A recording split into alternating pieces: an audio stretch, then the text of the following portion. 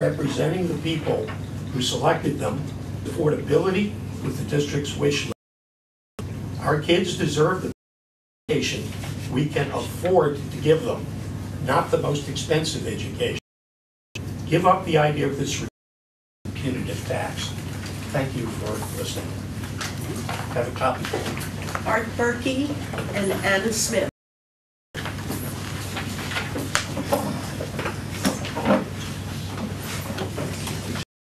Board of Ed members and LaBelle Brown. My name is Art Berkey. I live at 1205 Ellis Hollow Road in the Ithaca City School District. And I've sat in your seat for 16 years in the past, and I know it ain't easy. However, this proposed tax increase, first of all, I am speaking to strongly oppose the Ithaca City School District for many 8% budget increase, which in a time of 1 to 2% inflation should be more than without any food pantry. And the Ithaca City School District expenditure is now over $21,000 per. The media quoted that the $500 will be the additional administrative cost for collection. Further, the 2014 revenue from the fund balance and reserves totals $4.1 million last year, indicating these funds have been seriously depleted. For example, the negotiation, 2% of which was for a extension of after-school time, and in the instructional day, which could directly achievement by more time on task. Oversight of spending is a board fiduciary responsibility. Being budgeted, no internal auditor has been hired to monitor ongoing. Board members clearly read the monthly warrant. Fill that responsibility. Please raise your hand. Be assured that low-income residents will be forced to carefully review their budget and make difficult choices. Paying taxes versus buying medicine. The cost of housing in Ithaca is already 14th highest in the nation at 37%. Given board members are elected to represent bills at this time. Instead, I propose that you use such a position on the May 2015 budget vote and follow the results. Giving the public such a vote is consistent with the intent of the public voting. Thanks, Art. Thank you. And Tony and Diane Bozelli.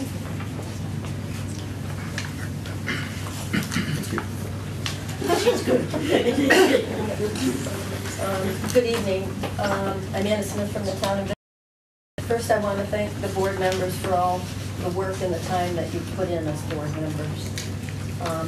In regard to the proposed tax, it may be legal, but I believe it's inappropriate.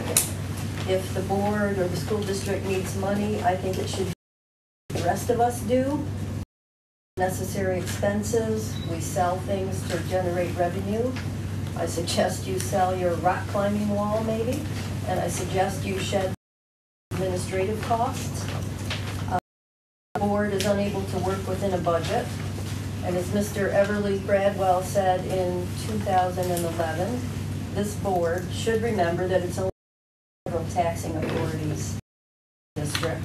In considering the additional utility tax, I think the board reviewed.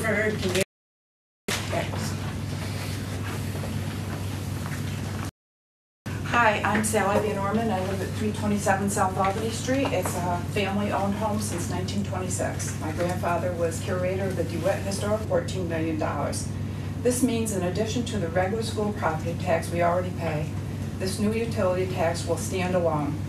And the same has several tax bills which are billed alone also. Water and sewer, sidewalk repair, and most recently, the management runoff. We also pay a yearly fee to the county for recycling. We do have to purchase tags for our garbage pickup. The article stated municipalities have used tax in their districts. This was meant to justify the use of this new tax scheme and show there is precedent. I don't care about other communities, how they deal with their financial issues, but I bet if I did a little digging, I'd find that, without exception, these communities don't each budget cycle with a per thousand cost that Ithacans deal with. Many homeowners have their properties reassessed. Increased assessment means money in the bank for all three taxing entities. This, coupled with the fact of the increase in higher selling prices, will automatically increase a property tax bill. My concern is that the school board is on a slippery slope. How are we assured that the next year they won't increase the utility tax? They expect to raise $500,000 at 1%. That's not much in services here in Ithaca. This data was current as of April of this year. So, tax bills that rival anywhere in the U.S. and the absolute knowledge that we get less for our money, most enlightened. I found it interesting the school board cited the city's two new standalone taxes as one of the reasons they're seeking new funding. I think what bothered me most about the school board pursuing this utility tax was the fact that not 2 months previously they had asked us, amidst much hand-wringing, to override the tax levy permitted by law. Out of almost 700 state school districts, only 8 voted to override the state cap. Not only did we then became ineligible for whatever rebate the state was offering. It reminded me of a situation which happened during our most recent financial. Wall Street and big banking came to Washington looking for bailouts because they were too big to fail. Washington did bail them out, and 6 months later, when they were expected at a mandatory show, it just didn't even bother to come up with an excuse. So, take it for granted. In closing, diversity is one of the qualities that has made Ithaca such a place to live. The unnaturally high cost of living is automatically selecting for the wealthy to live here. A rhetorical question, who does the city exist for? The wealthy and out-of-state contractors? Or is Ithaca median family household income is $42,300, and 45 to 46% of us have incomes below the federal poverty level. Thank you. Jennifer Taberry, and then Jerry Hermy. I might mispronounce that. Good evening. I've had a chance to meet many of you yet. I'm Jennifer Taberry. I'm the president of Commerce. First, I just wanted to say that, I'm very appreciative of the relationship that we've had with the district. I know you have been very supportive, and there's some together on. I think we are certainly very appreciative of the work that you do, wonderful educational benefits that you bring to the community. Contrary to popular belief, the Chamber of Commerce is actually a taxpayer within the district. A lot of people think that we're tax exempt. It's not the case. So we are able to sympathize, I think, with a lot of the taxpayers and the response that they have to the proposal. Certainly, we keep a close watch on educational issues and all of the pressures that every school district and in this county are dealing with at this time, budgetary and otherwise. I think, though, coming at it from an economic development, community development, and business, we're all the fact that the vast majority of our members are small businesses, micro businesses, some single owner businesses, so they're also residents and they're also business taxpayers. Many of these folks are doing business in a climate where they're already in the highest tax or highest cost environment that they've been throughout much of New York State. So, coming at it from that perspective, and our goal is to enhance the business community here, to attract more businesses to this community, to create jobs, and also to be able to make the argument to people considering moving and to Tompkins. An additional tax of this nature is certainly sort of one more thing that's going to play against us as we move forward. And just speaking, sort of historically from having watched, a 1% tax cited directly in your materials, that you have the ability to grow that tax. And again, with a vast list of taxes that we're all already encountered with on a daily basis, I would just encourage you to look at other alternatives, see whether there's another solution. We had a county add on an extra 1% to their sale and pay for the tax did not go away. That's the kind of thing that we see very frequently, of course. So, our board is certainly concerned. They expressed their concern to us in a meeting. They asked me to come and express our concerns to you as well. So, I appreciate your time. Thank you. Jerry think, oh, okay. Hi, I'm, and my handwriting isn't great. Okay, I just have to give the next two names, Terry and Robert Carey. Okay, thank you. Hi, folks. Some of you recognize me as your friendly Green Star cashier. I'm a first-time homeowner. It's probably the only home. And once it got started, it wouldn't go away. And it comes on the heels, as other people have said, tax increase. I believe it's over 8%. Is that right, folks? Between 8 and 9%? Mm-hmm. Right? Oh, okay. I just wanted to be sure we were all aware of that. And I've always voted for school taxes. It's just what I do. I support the schools. I really feel like this is too much. I don't think I'll ever vote for another tax increase for the school of this sort, ever. It's changed me in terms of how I approach things like this, because it was a tax cap put in place for a reason. Having to move out because their taxes kept going up and up and up. And they had to move. And it's been a problem that's been mentioned for years and years, and finally a tax cap was put into place to try and get things a little more under. And whatever one might think of the current state governor and such, I think it was a good idea. And I don't think that it's going to help diversity in our community for it to have higher and higher school taxes. I'm in favor of it. I'm in favor of teachers, and I'm also in favor of diversity. And I don't think utility tax, which may be create more flexibility in terms of the budget, but it's not going to create more flexibility in my budget. I have to have some phone service. These are things that are necessities, taxing my necessities, and it's not okay with me. And so I just hope you take that into account. I appreciate what everybody is saying, and I also appreciate your service as board members. It's not an easy position, and you're able to balance a budget, but I also understand that there's something that's managing expenses and the struggles that come with that. And we all, as taxpayers, have many taxes that have been increased through the years. You've got property taxes that everybody's listed, things that have been thrown on us in recent times with the tax being voted to, they basically don't exist. And then additional things being added on, whether it's, business owners. And if you want to make it a business-friendly environment, that hurts potential business owners that are looking at coming. And I sort of nail it, if you will, because there are other ways to get around it. And as other people need to be a burden for members of this community, for the life of it. And we just keep having more layers of taxes added on.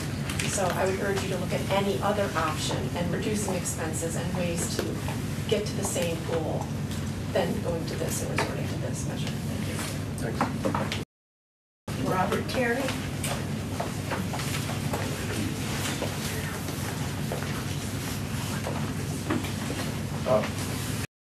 My name is Robert Terry. I'm the owners of West Shore Apartments, LLC. And it just overwhelms me with what's happened here. I'm just trying to make a short list. What's happened? Trash. What the city has done with that one. Straw that breaks the camel's back.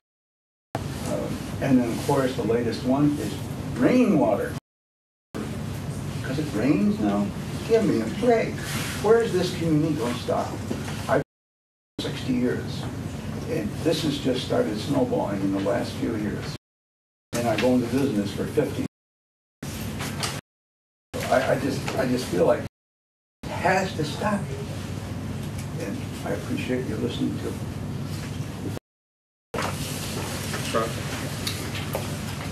That's what I have. Other people would like to sign up. Certainly. Whoever wishes to speak, now is the time.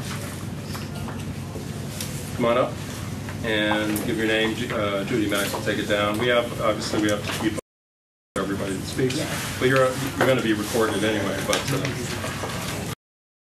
Good evening. And hi. like the rest of the people, I'd like to thank you for your service. It's not a really happy job to be on the school board. I know one of my daughters has been a teacher in the school district, and all my kids went through the school. So, I mean, other people paid for my kids to go, and I've never, ever said no to us. It's my turn to pay for somebody else's kids, and I think that's only fair. But I think it's really for people, especially since over a period of time at 0.5%, you're eventually going to get to 3%. That's an estimate of 180 on the school taxes, plus the increases over the years. It's horrible. So many people just else goes up. The Social Security, for 2 years they gave no increase, and when they finally made an increase, what was it? $10. You can't even go out to lunch on that. And this, digress here for a minute. I'm from the Hudson Valley, and when the thruway, the majority leader of the state senate lived, and he put from Kingston to Saugerties, which was 12 miles, that was the first piece done. And it was a huge improvement because it was a very dangerous road. And they said when the whole thing got done and it got paid for, that the thruway tolls would go away. That was 65 years ago. And they have not gone away. This is the same kind of a thing.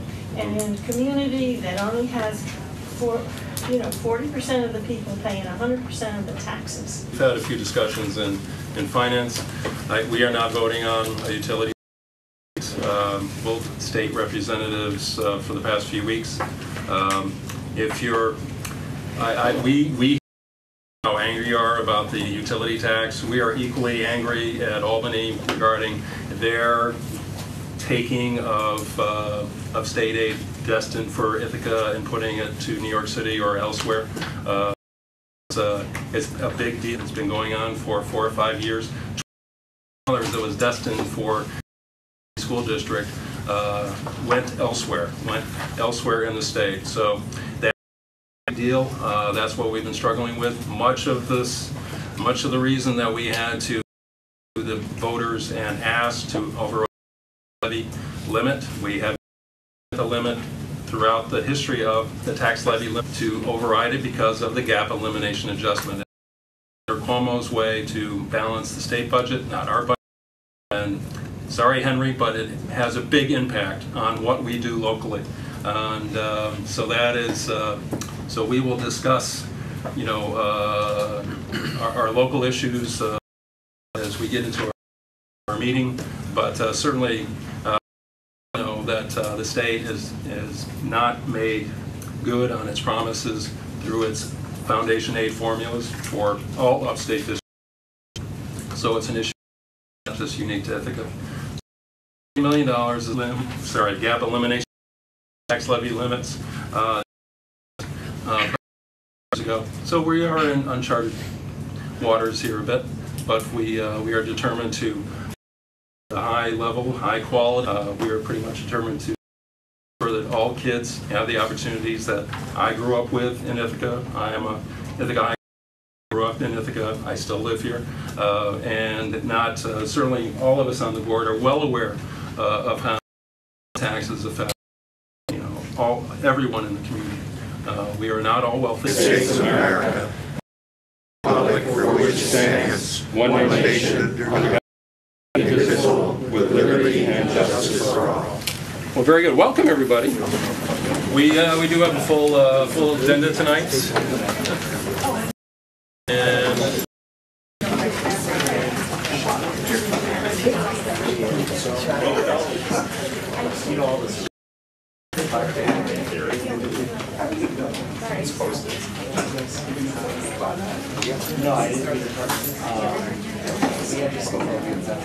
all right, good. Well, Brad, if there are any modifications, I'm aware of one. There's supplemental personnel report. I just ask that that be placed on the consent agenda with the other personnel report. This one is a supplement today. It's without objection, we will add. And feel free. Stands here. Oh, no, feel free, go ahead. Yep. Okay, so number one on the sign-in, so I'll just start it. So I just want to say hello 2 weeks ago, and just going to just reiterate the wonderful things going on at the school and invite all of you to stop in. There's a lot of stuff going on, as I mentioned before. It's bright and cheery, the children are happy, and things are going very, very well. Needless to say, the budget, and I don't want to, but the cuts to the budget do have an impact, and I don't want anyone to think that things are just the same as they were last year. The library issues remain, the circulation issues in the library remain, the pre-K issues remain, and we're working to deal with a whole way of working that looks different than last year. I know it sounds a little bit silly, and I feel almost embarrassed to mention it again, but you can have it on your email board. I brought it up in facilities. So everybody has that capability. Analog and digital. Yeah, you can do it or both, whichever you'd like. And so would you let me? Sure, so if I'm doing that, it's going to be really difficult to project other things and to use the, down the corner.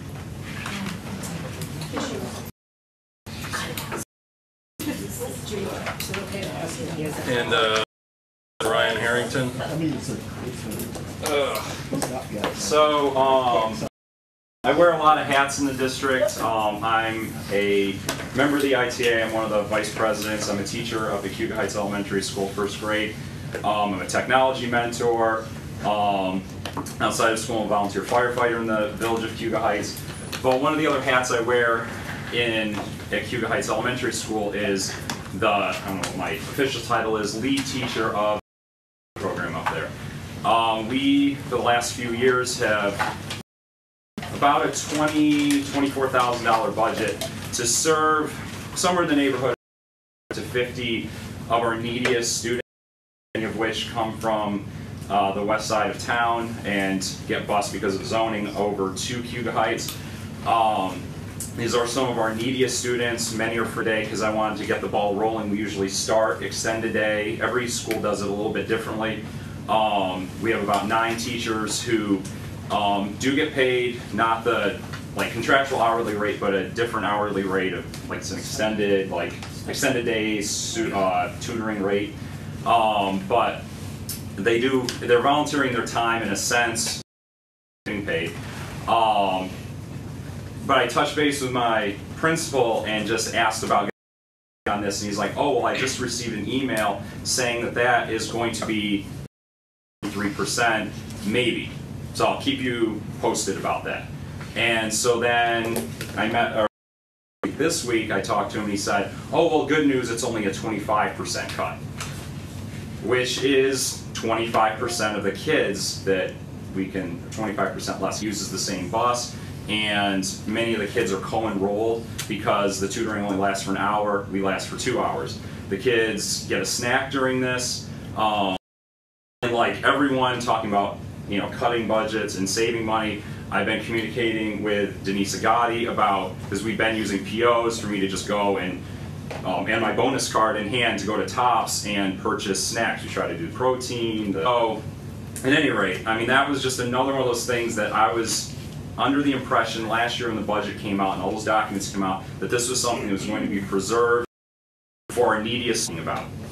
And it's a small ratio. We try to keep it a 1-to-5 ratio at the most between teachers and provide enrichment opportunities, not just let's do homework. And we try to target those kids whose families cannot or soccer, or it's very disheartening for me to have that conversation and know that across the district, an extended day program is seeing that cut, and that it's going to. The LA's yes here, but there's the student rep. Hey, Lisa. Hi. As you can see, Colin's here today because he's at a cross-country in Vestal. However, he would have liked to have been here to welcome Max, student representative from IHS, and Barbara Bergman, who is our new advisor. Over 11 students auditioned for fewer than 1,000 spots for the NISMA All-State Performing Ensembles. This is honor for New York, and 13 students from Ithaca High were accepted into this prestigious ensemble with 9, which I believe is the highest number in the Zone 3 area. These students will be traveling accomplishments of these students and their teachers. The concert is the most exciting musical experiences they may ever have in their lives. Congratulations to all. IHS mourns the death of John Kozak, who is known to all as a loving and kind-hearted student. Rest in peace, John. You will be missed. Take a moment of silence at the end for John. And in other news, since school has started up, many activities are taking place in the building, including a science talk that happened. H Courtyard was packed with students from a variety of subjects and grades. Introduced to the field of computer science by former IHS Doug Turnbull. And cool, and students are looking forward to other science talks to come. All right. Also like to extend and thank you for my welcome. With it's picnic season and with potlucks and such as the Link Crew and many for sports, we hope to further a sense of community among IHS relationships, as well as welcome the incoming freshmen. And our clubs are many great ways to be successful and to raise funds for a wonderful year. Also, there is the German exchange program, the GAP exchange, which will be bringing in some students from Tuttlingen. Very excited to have these students come and see what a wonderful experience it is. Great, thanks. Are we good? Are you all done? Yeah. Oh, I heard something about a moment of silence. Do you wish? Is that Sure. Okay. If we could, we'll just take it. Okay.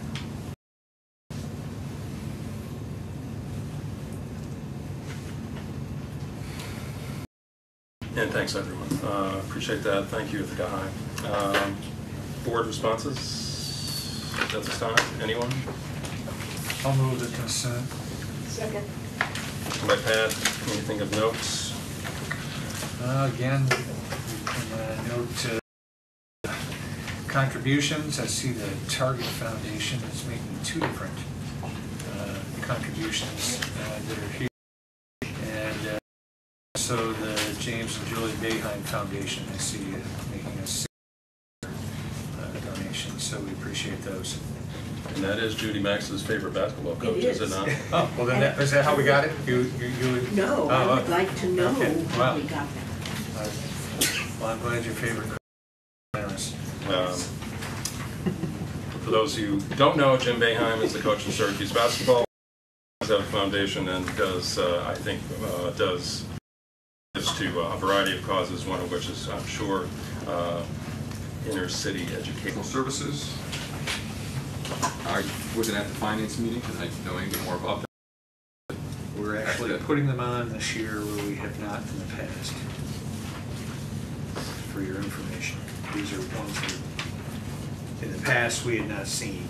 We've asked to have them now put on the consent and see them. What's Mike Luzzy do? Yeah. Superintendent. Yeah, that's So these are hearing officers. Oh, these Yeah, they're all for hearing, but we have not in the past put contracts on. We've been asking to see more of them, so. long time retired superintendent. So folks like that are brought into superintendent hearings. Anything else? Moved, seconded, all in favor? That's everyone. Everyone. Thank you, Ms. Andrews. There you go. And I'll be brief because we have much to do. A quick announcement, but maybe a quick reflection too. Just wanted to say thank you. I was at the last board meeting. Thank you to our community and our staff for our financial challenges. But not only are we challenged financially, we're challenged our learners. Our learners are different. In every school and just about every classroom over the last 3 weeks, I'm saying we have young learners who think differently. the educators in this room, I've been in their classrooms over the first couple of weeks, they're meeting their needs. Fewer resources. It's interesting when I'm in Wegmans or when I'm in a building, folks are looking to me maybe to a situation where we are in the situation that every other superintendent in the state is dealing with right now. We have less resources and we're asked to do the impossible. With the other superintendent for the last 2 days, and we're all grappling with the same issues. Less money for such things as PD. Yes, we have less money for things such as after-school programs. But our young learners don't want to hear that right now. They want to have their needs being met. And what the community and educators rallying around and think differently about how to do that. So this is the first opportunity I've had to say thank you. We will continue to work, like looking at a thing like that and create more revenue. We're doing that work. We're working very hard to, and also we were just awarded by the Public Relations Association. When transitioning into this role as superintendent, the board's priority was around communication. And I'm shocked at how much communication shifted in those few years I've been in the superintendency role, and we were looking at their role. Sitting in Albany about school district communications and how do we do it better, how do we get out in front. And the question that we started with was one that I put on the table. How do you get out in front of a to all families and before they hear it from the district? How do you get out in front of that? Well, the text message or the cell phone is in every kid's pocket. And we had an incident the first day of school where we had parents and the media calling and texting and wanting to know information immediately because they had heard it through a text message from a student. We investigated it, and before we had a chance to rally around what was actually going to happen. And then we had to talk about what that message will look like with thousands of folks in a way that's appropriate, in a way that's within the guidelines and laws and acceptable. That's challenging us all. So again, we've been recognized for our efforts in this matter. We were awarded for our social media outlet, Facebook page, and for our newsletter. Been commended for what we attempt to do as far as two-way communication, as far as surveying staff and community, their perceptions and understandings and belief systems about the school district. But I also share a reflection for our community. How do we continually improve when it's changing daily because of all that's new, the technologies that are with us? I'm okay for things to slow down a little bit, Dr. Brown. Emails are going to you too, huh? Well, it's okay, but yeah, it's all good. So anything else, Dr. Brown? That's it. So we'll roll right into the school district business. And first up, I think the city school district is merging with someone. We're going to just give it all up to somebody else and let them deal with it. Danielle, is that what? On the agenda, it's not worded correctly.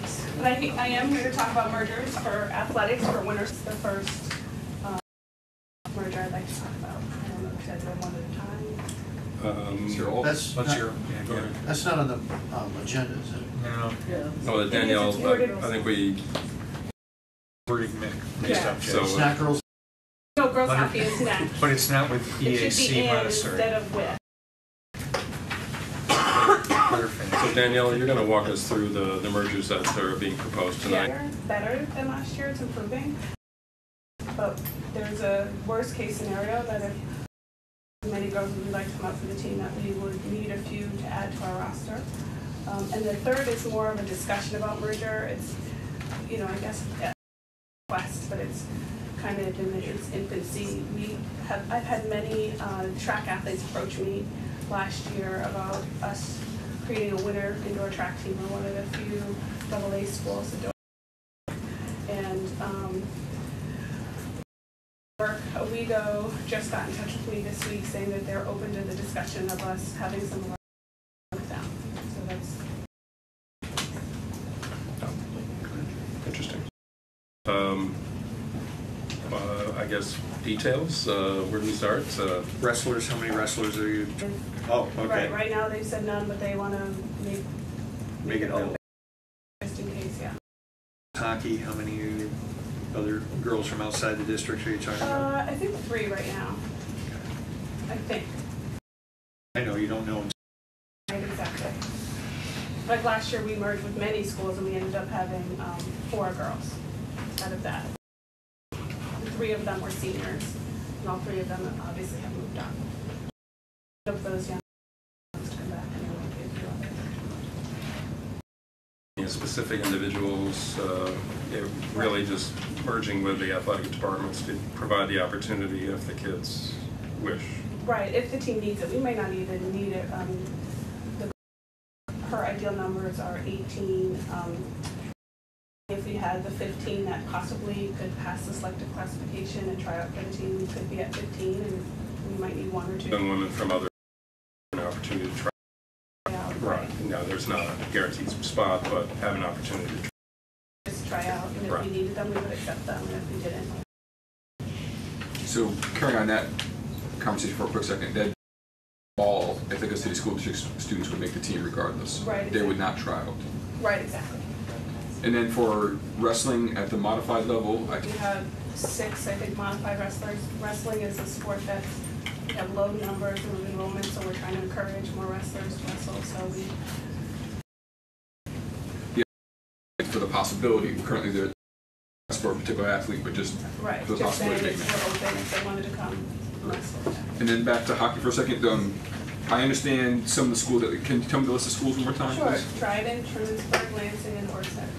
So schools that sort of border ICSD make sense to me. Can you? Kids that played with us, she was the one. So we had 4 merged with us. 3 of them were seniors. She's the one that's not a senior, so she'd like to come back. Thanks. Yeah. Regarding track, Owego has a. Our athletes would actually not necessarily travel to Owego for competition, but they'd come right up to Cornell.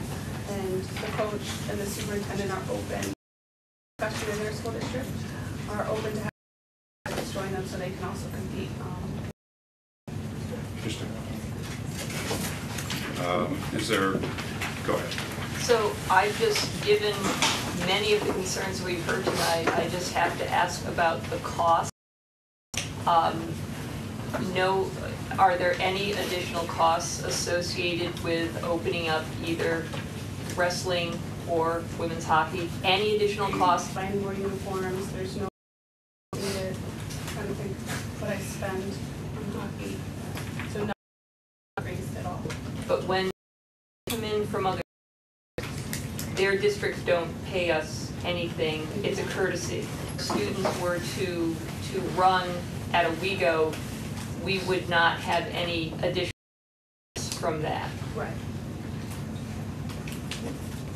What about the insurance? Who carries the insurance? Just like when we merged for hockey last year, we would carry the insurance for our students to be at Owego. And students who merge with us, their school district carries the insurance. Similar to when we insure students when they travel to away games and those. What about for a merger with Owego, about transportation? Are the ICSD students responsible for their own transportation? They would be, yes. And I haven't worked that piece out because this kind of just happened and I wanted to take your temperature before I even launched into transportation and how to make it work. I know one of the parents who's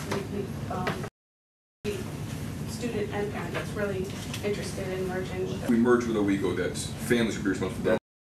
Right. It's the playing hockey, and they've got to figure out how to get here. Right, exactly. To be for practice and meeting them up at Cornell to meet.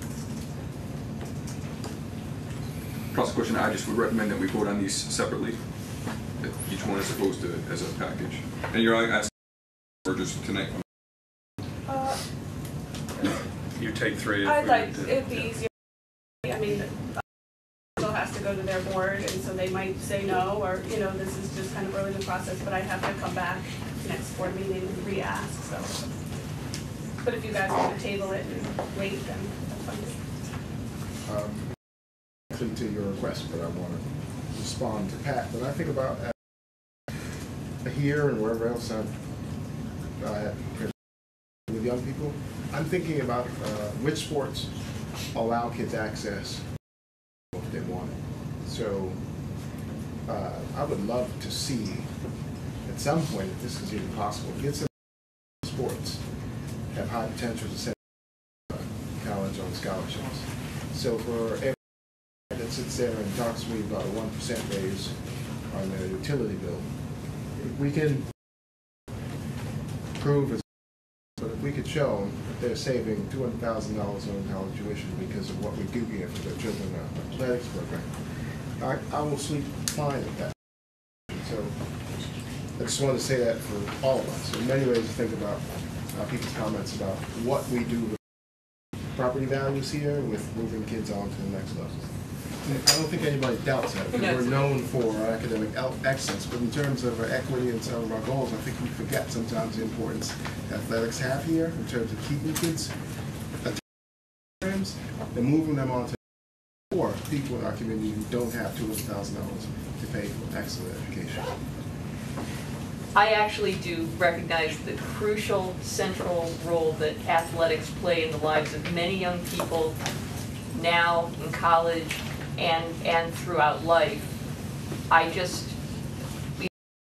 We're cutting after school enrichment programs at the elementary level. I didn't want to hear that we were adding another coach on. I didn't want to see expansion of athletics when we're cutting academic support services for some of our neediest little kids. The EAC Montessori. Second. The seconds, and any other discussion regarding that? All in favor? That is okay. I'll make thank you, Sean. The list of schools again. Dryden, Lansing. For the purposes of which sports? Girls ice hockey. I'll second. And second and moved. One thing to point out: there are times when numbers are down that we do need more in order to provide the opportunity for the kids in the district. So it's not only, well, does it cost more to do a sport, or so it gets down to the question of, do you have that sport or not? Is that opportunity taken away? At that point, obviously, if we have a full contingent of Ithaca High kids, we certainly want to meet that need, meet desire for the kids to participate academically and athletically. A question to that point, maybe this is for you, maybe this is for one of us who knows the answer. Rob just mentioned that you are always taking the temperature of what a sports weekend feel. But we became aware after school started that there are some schools around us, some districts around us, who couldn't, the schools around us, to see what they can't feel, to see if we could be of service. I actually spoke to the Tradensburg AD, approached the section about maybe having, I think they had 5 young men that play football. So I did approach the section about maybe doing a late, because July 1st is the deadline, about doing a late merger, and it was denied. So they're about student athletes not having an opportunity to play, regardless. There are times where I will hear about programs. But really, for the first time, and wow, it's been a long time since draft, but there are folks, young men that wanted to play and are denied. And that's sort of what I want to make sure young women in my side. To that point, good. Moved, seconded. Anything else? All in favor? That's certainly everyone. And one more. But there you go, Brett. Second. Second by Sean. Do they have an indoor track in there? I don't believe so. I think they just run on in the gym. Perhaps available, etc. Go ahead, Sean. I do have a question about the merger given the size of schools, and particularly when there was some conversation about annexing various school districts or schools sometimes would keep its name in the other schools. The lesser student populated districts would not. So I'm wondering, I thought I remember reading something similar to school district mergers for athletics as well. And so I don't know if that's the case, but I thought it would be interesting that we'd be merging, but the students be wearing Owego uniforms as opposed to the reverse. Right. So. Because we're asked to merge with them, they would keep the name, although their classification would, since we're AA school. They'd now become a AA for that. 50% of our beds numbers and add them to theirs, and so they're willing to bump up a classification to host our students. So they go from a C to a B or whatever it is. Exactly. So it doesn't really affect us. indoor track here. Outdoor track team. So I know it would definitely, since I've arrived here, this is my third school year, it's been a hot topic, adding an indoor track program. But due to the cuts that athletics took, as well as everybody else, we aren't in a position to talk about it right now, but that's great. So we can use this winter. Right. Sounds good. Anything else? All in favor? That's everybody. Thanks, Danielle. Anything else? No? Okay. Jim will be done 10:10. We have ribbon cutting. I'm hoping to arrange for Kate to take you the floor and actually have a little piece of the floor, the original floor, to give to him. He's in ill health, so I'm hoping that he'll be able to make it. So that's our trend. Great. Thank you. That's so 10:10. I mean, that sounds like it's 10:10. And floor is being. It's pretty close. Yeah, okay. looks great. So we can go look at it sometime. Sure, yeah. You can smell the. Smell the off-gassing. We don't want to hear about off-gassing. So that's great. Thank you. Thanks, Danielle.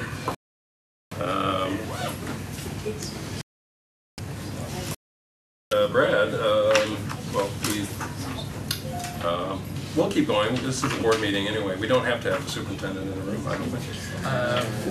Well, if you want, before we have the discussion, I'll move the resolution on the energy agreement as the agenda.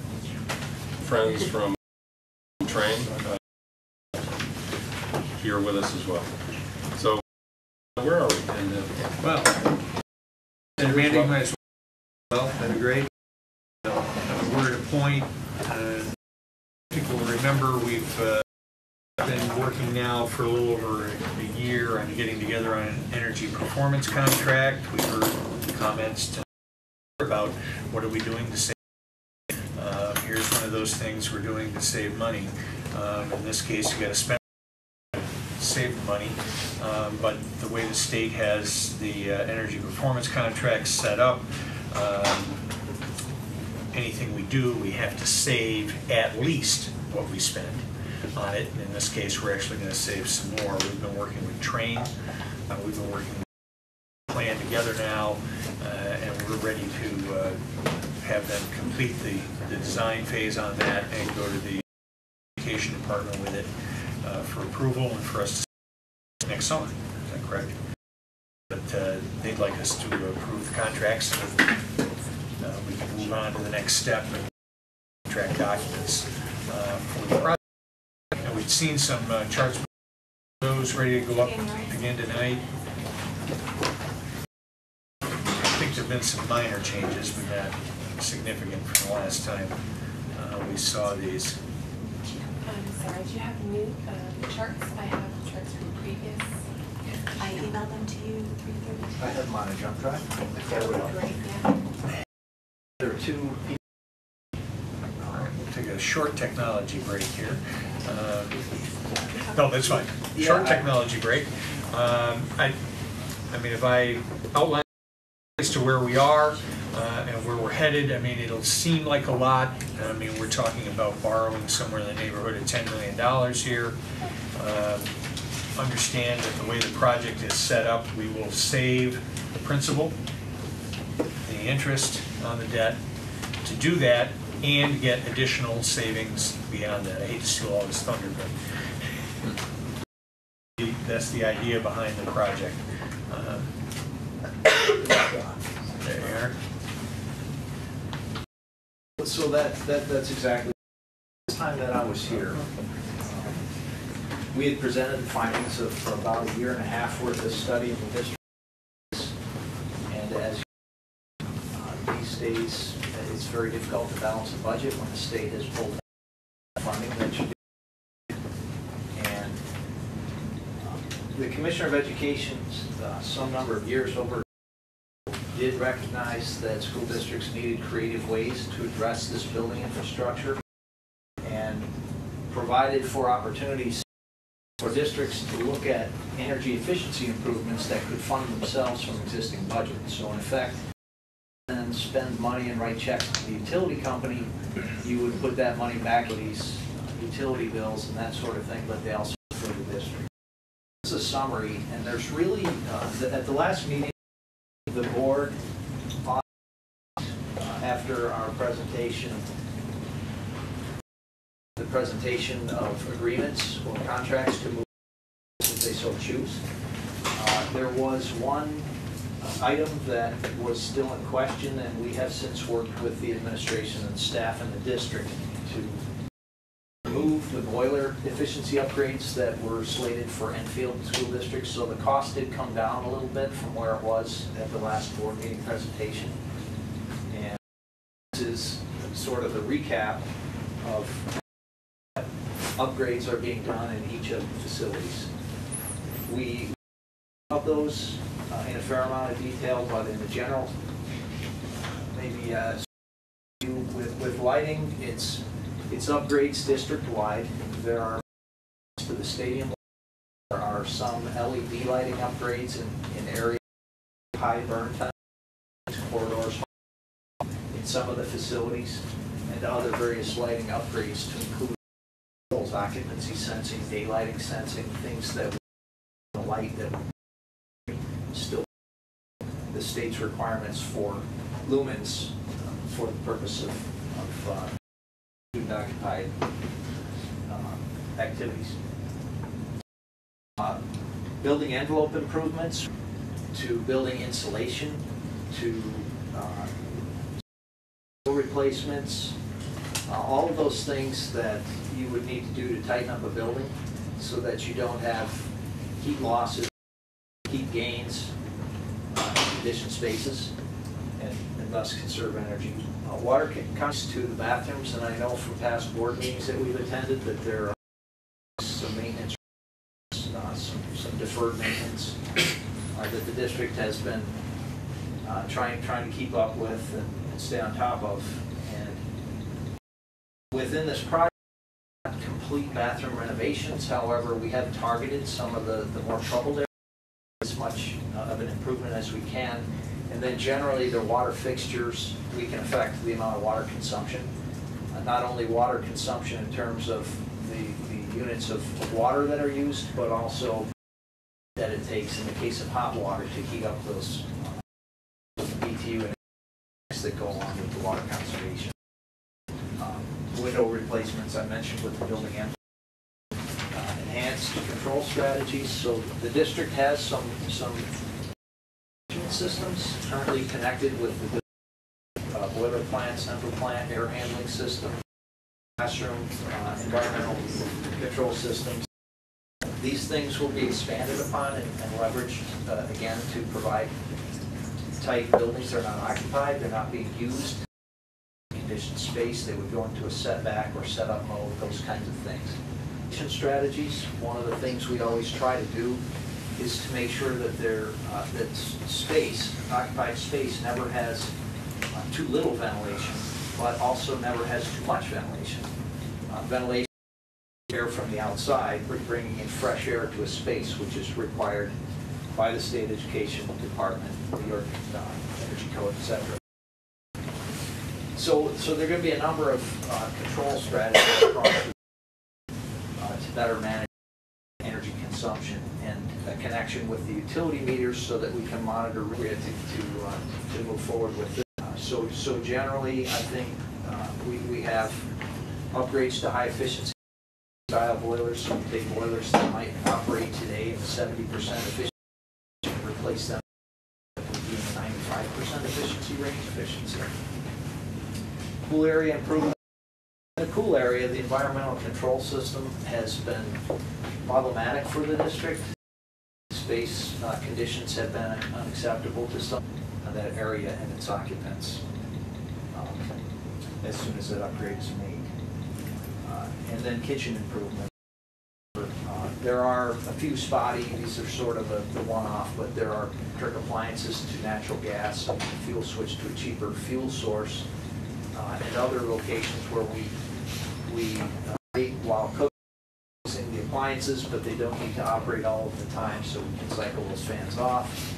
We can match the amount of there that they need to remove the kitchen odors and so forth with the amount of ventilation air that comes in and a fair amount of energy out there. So that's kind of a recap. One thing we didn't, that isn't on the list that we talked about at the Finance Committee, and the reason we're doing this is a not to exceed. We may add one item to it. They're still investigating the Network Operations Center for the computing network.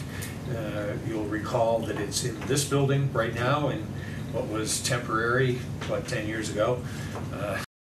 Still here. They plan to move it to Hancock Street now that we own Hancock Street and such. It's taken thought. The technology has, and it would appear that we may not need quite what we had planned to store the operations center. So being considered as part of, we may add that on, and that's why you're going to see it as a number 9 that may get added on. Actually free up some dollars. The voters had approved that the money to do that out of capital reserve. But if we don't need to spend that money, obviously we don't want to, and that would allow us that money to be capital reserve and can be used for going forward. And buses, as you know, the purchase buses, so it could have dollars not to exceed, because we may add that one project to it. We vetted that with our attorneys, and just so you're aware, the resolution in front of you, in fact, they said, why don't just what we're bringing forward is something that everybody really can, move forward with great faith that this is going to be a project that will have tremendous outcomes for the district. Regarding the pool improvements, brings out an example where, totally redoing the air handling in the pool isn't going to really sing a lot of energy to not work well. To put in a system that does actually work with updated, that's 1960 technology that we're going to replace with 2000, hopefully 15 technology. So it's certainly, we're not going to get a big savings there. Off like that, for Ithaca High School, we make up for that, and you can certainly speak to that. That's how we can have some one-offs. You can see lighting upgrades, building envelope improvements, enhanced control strategies. That's rarely where we make our difference.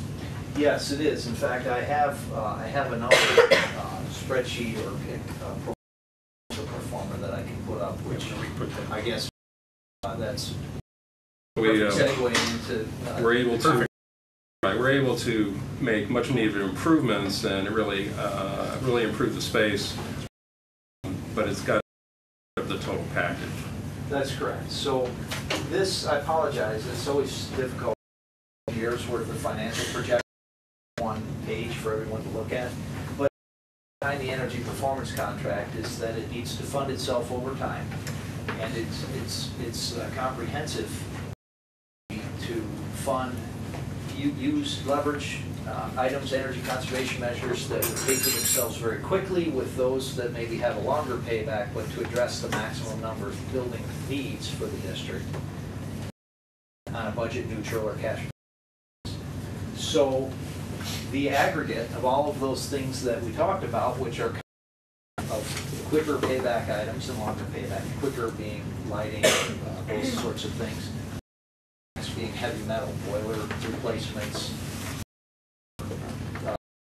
infrastructure improvement in the pool area, results in roughly about $9 million worth of capital expenditure.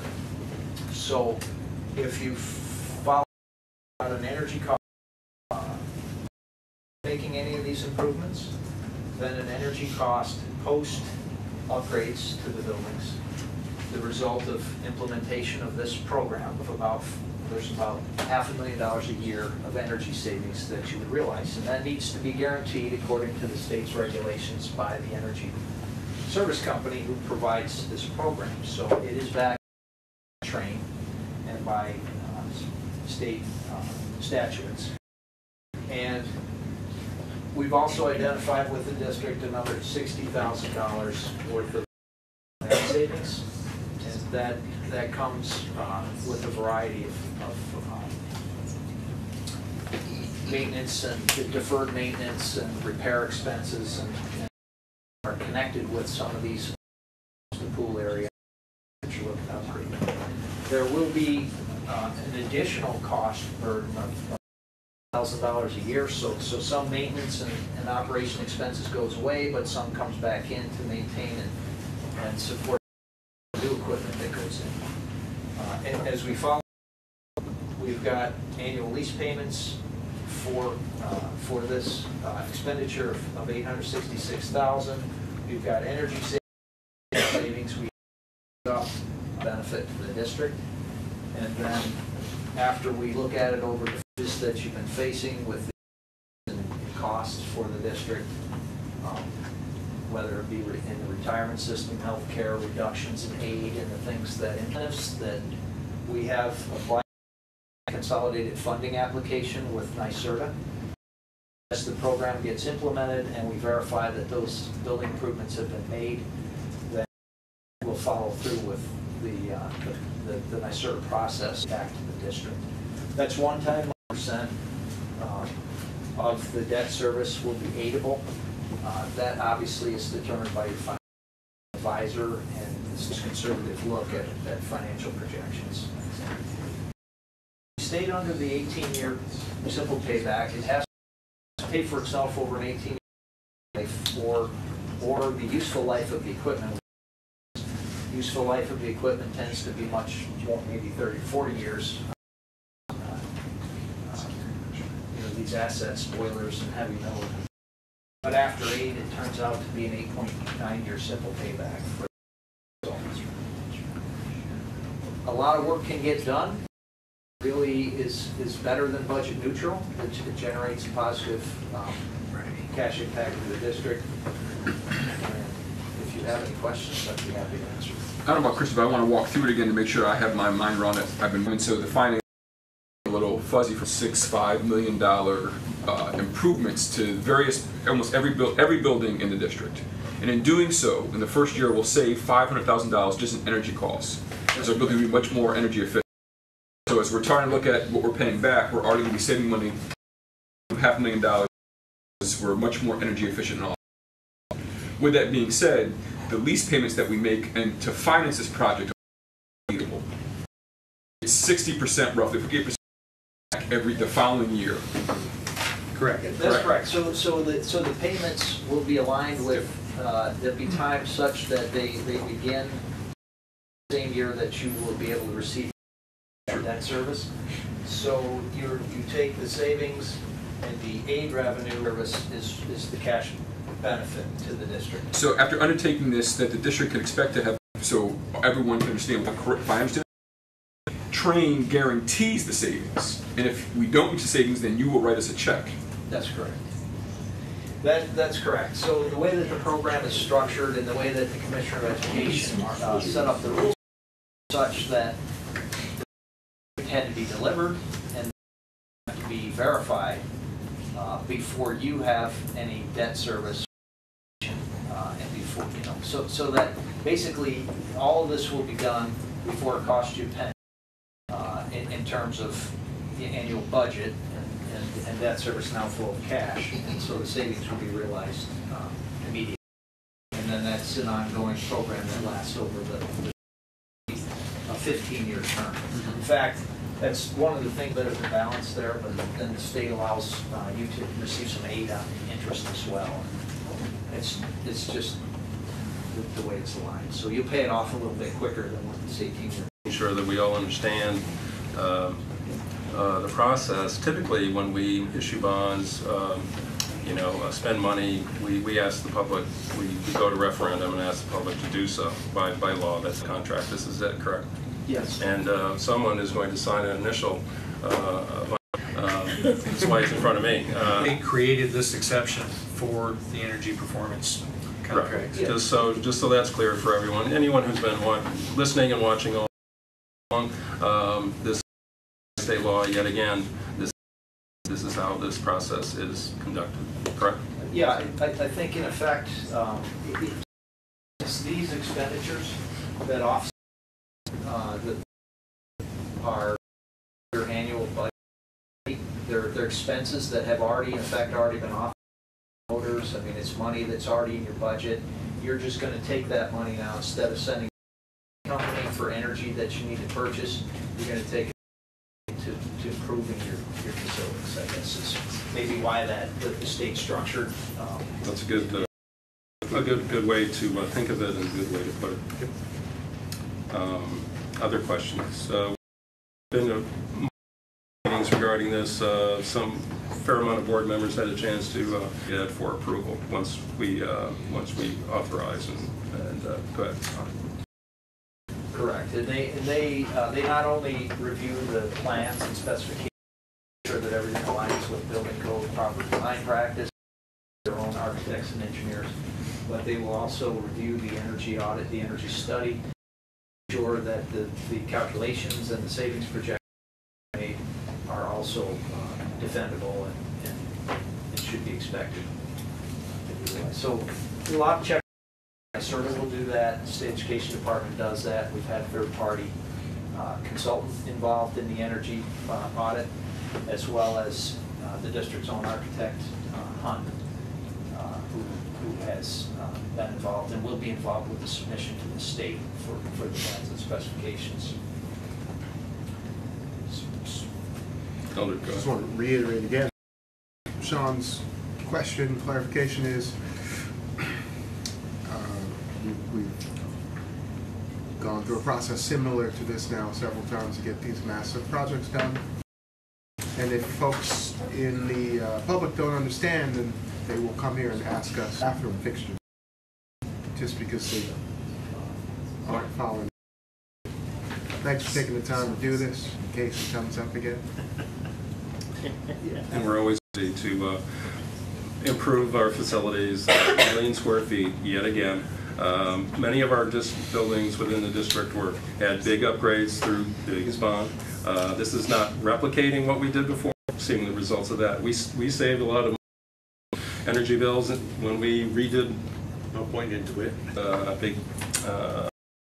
when we upgraded systems in. It certainly gave a good impetus to pursue what else can we do. I think the folks. The department has been integral in all of this as well as our consultants with TSD BOE's energy consultants. There's been so many partners at the table at every single meeting. It's been really fantastic to see this project come to fruition, and I know that especially the facilities and maintenance, they're very excited at each meeting of looking what this will do and impact, especially the operations and maintenance pieces, savings. Being able to have streamlined light bulbs seems really important. You know, it's amazing how that's going to be such a time savings and energy efficiency as well. And once I do sign these contracts in place, that's not through to perform the of savings. So we'll be reporting a number of times back to the board on what the results of the project were, and then reconciling that with the commitment that we made under the guarantee. If there's an excess of savings, that money goes directly to the district. It's your money. If there's savings, as you mentioned, then we would be on the hook to do one of a couple of things. If you elected, and asked us to provide a check for the difference to balance your budget, we would do that. If you would prefer that improvements on our own dime that would yield you greater savings, we can do that. And so those are options, but you would be made whole in your case. You know, I just sort of piggyback on what Ms. Verba was saying. The district has been had a pretty challenge for us to respond to the initial request for proposals when you were seeking firms to embark on this. And we are thankful that you chose us and that we got through that process and were able to start on the audit. It has been about 1.5 years, and your staff has been supportive. We have had a number of trades disciplines going through facilities, mechanical folks, electrical folks, lighting folks, energy consultants, building envelope, just about every discipline that you could imagine would be associated with facilities infrastructure. And we had regular meetings, folks up on a progress basis. Folks gave us a lot of insight.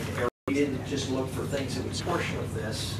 These are deferred, these are items that maybe didn't get addressed in the thing in every project.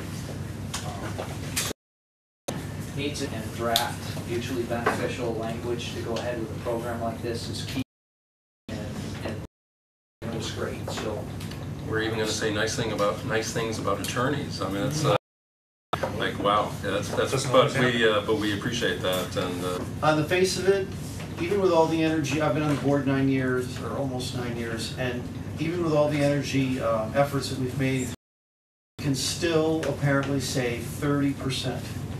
That's correct. Yes. And I should mention that that's probably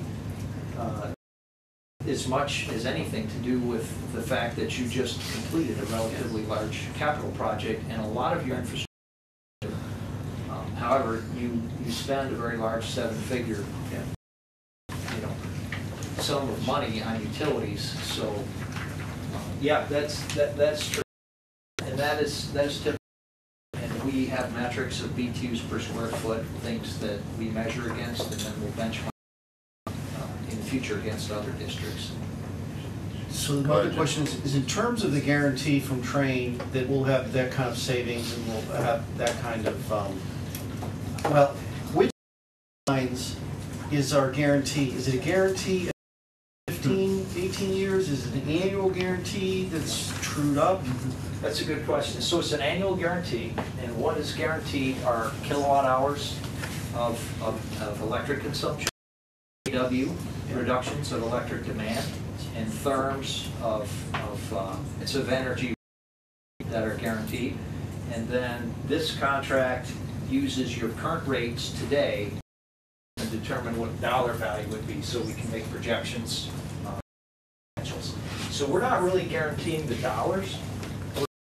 We can't guarantee your rates, though we're pretty certain they're going to keep going up, which means every unit that is saved has greater value for you in the future.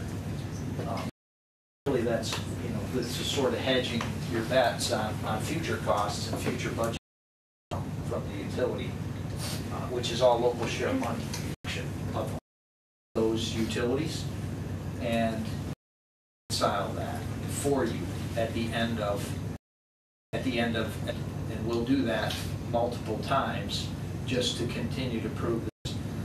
Lighting may be a good example to help answer your question. If we were to put LED lighting in here, we can measure the as it exists today and document that, and then we can retrofit with LED style lighting.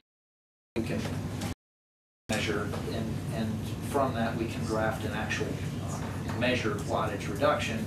In the beginning, if you're if the upgrades and improvements take more than a year, is it? Good question. Another very good question. So we have a schedule that we hope can complete this project within a year. The way that the program works, you will not incur any debt until the project is complete, and the architect has provided a certificate of substantial completion to the State Education Department. So no money out of pocket for the district until the project is complete and the savings are being realized. So it's balanced in a way that it doesn't, I mean, it's in our best interest to get this implemented as quickly as we can. And it certainly But it might go 13 or 14 months before you start the clock.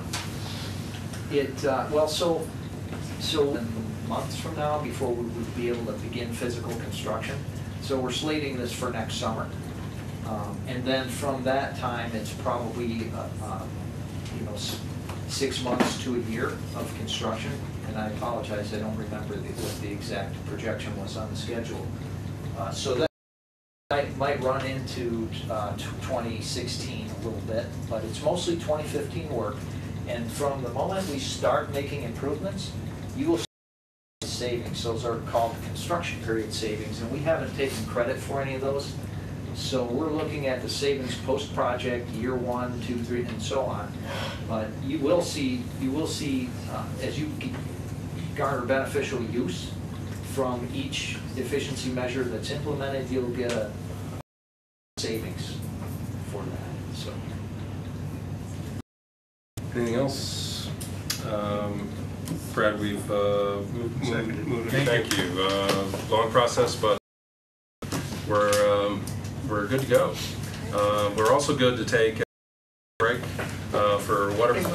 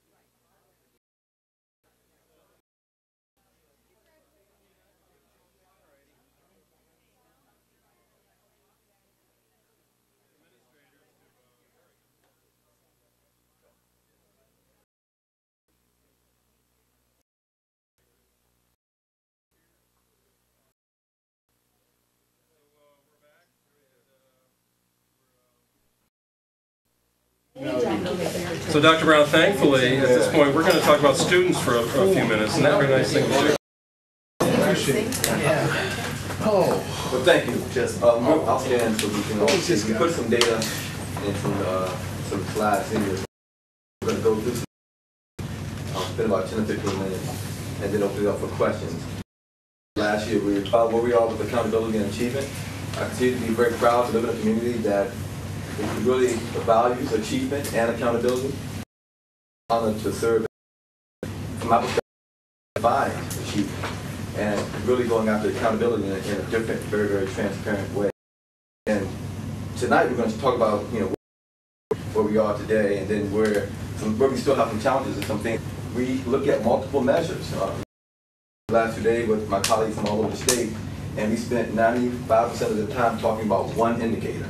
We'll talk about that one indicator of achievement, but no about many, many other indicators of achievement, which we value. The number of young people reading on grade level, our enrollment patterns, our enrollment in programs, and all things that we value. Community now that measures what we value. We're going to talk much about that tonight. But again, I continue to show this image here because when we think about achievement, these are the things that everyone speaks to in our community when we talk about what we hold ourselves accountable for. And then now I can show this slide after three and a half years now. We're able to show where these indicators that we put out there and said we will monitor and measure and value significant, very significant in our achievement results.